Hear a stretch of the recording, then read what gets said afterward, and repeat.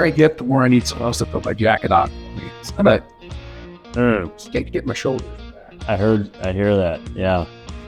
And the way to really make it difficult is, I did this morning. I always do this. I always will find a way to do something as I'm getting ready that involves my hands getting wet. You wash the hands or you do something.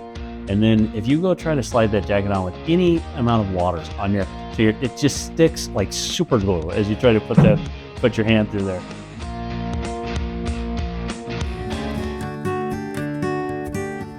Yeah, so I was talking to a business owner, client of ours, and it's quite interesting because the relationship initially began with the personal financial advising primarily related to the other spouse, right? But then the spouse who didn't have the IRA, didn't bring over assets, retirement accounts, anything like that, is the one who's running their family business on a day-to-day basis and has become more and more the one who's coming to me for advice. Nothing to do with the investments that we currently have, but talking about the business or whatever. Yep. And so we just had a pretty lengthy conversation about potential securities-based line of credit that he might take in order to replace a loan he has on his business, the interest rate on which is resetting in a couple months. It will be going quite a bit higher. And we do have, through RJ Bank, through the end of the month, really favorable rates on these SBL lines of credit. Yeah. And much to my pleasure, there's no strings attached on this thing. It is as good of a deal as it seems.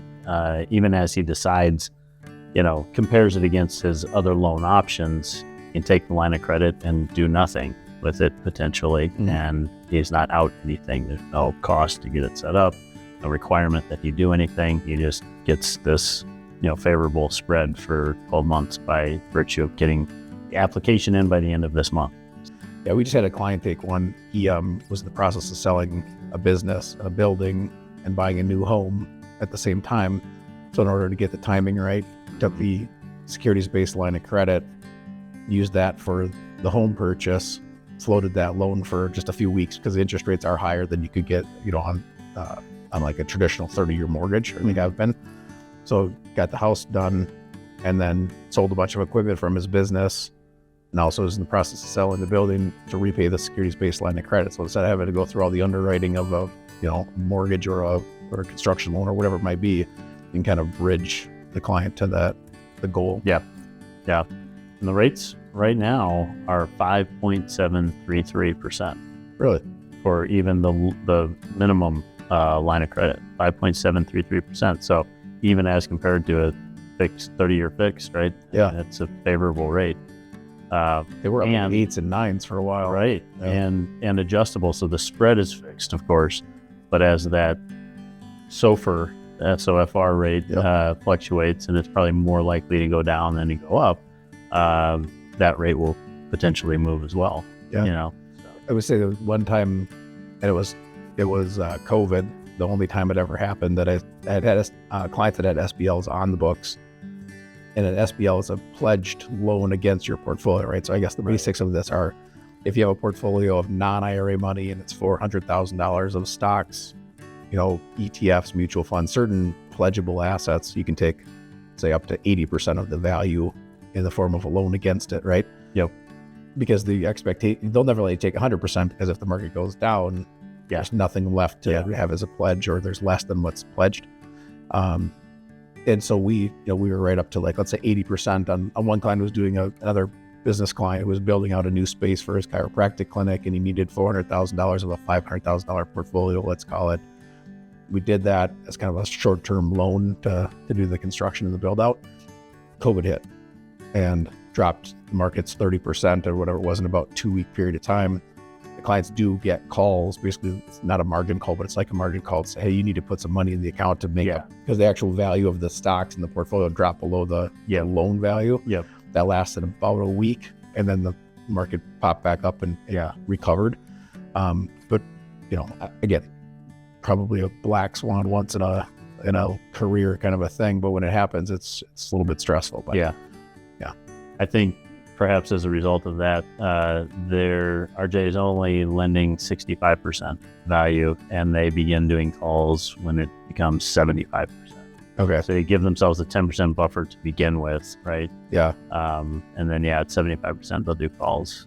Certain assets, they'll only lend 50%, but 50 to 65 is all they're going to lend or authorize. Yeah. Like I said, it's probably one of those lessons that won't be learned again, but it only takes once to say, I don't want to do that ever again. So clients as well as RJ Bank as well as me, our team. So yeah. But it's a great option to get people that in certain circumstances, that short-term liquidity they need to grow their business, buy some equipment, do something personally, buy a new home, until the other financing gets set up or whatever it might be. I mean, they could certainly keep it long-term if they want to, but I've seen it most often in like a bridge situation. Yep. And that's how we've discussed it too, is they have, so this loan that they have on the business, it's a 20-year loan where the interest rate resets and locks every 5 years for then the subsequent 5-year period. Yeah. And they're on the cusp of the last the last reset of that amount.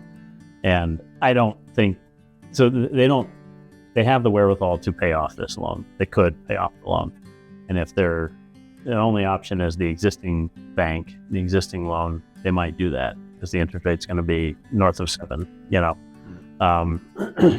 But with this as an alternative, sub 6, and potentially going down from there, hold on to your cash. Let's do this potentially, or at least give yourself the option, like we always talk about, right? As many doors as possible, as many options as possible. So let's get this line of credit in place. There isn't a mandatory draw of any kind at this point, so there's no cost to set it up. So it's just creating another door for them to potentially walk through, which is great. And it's to a large extent, it's the most fun that we have here, right? It's the fun part of the job. The investments are great. They're important. They're a piece of it. And when you get the opportunities, the cases where it actually makes sense to do these other things, it's very rewarding. It just feels really good. Because clients don't know about these things. They don't. Right? They think they might have to borrow on margin or whatever it might be, but it's not. They don't know that they can go get a securities-based line of credit. Right. Yeah. And it's not that we are the only people in the world who might offer such things, but there are, I think it's fair to say, a lot of advisors who can't or won't. Either, it's just not available, or they don't have the wherewithal or the confidence in it, or the comfort, the knowledge, whatever the case, right? But to have these tools at our disposal and to be comfortable deploying them in the right situation.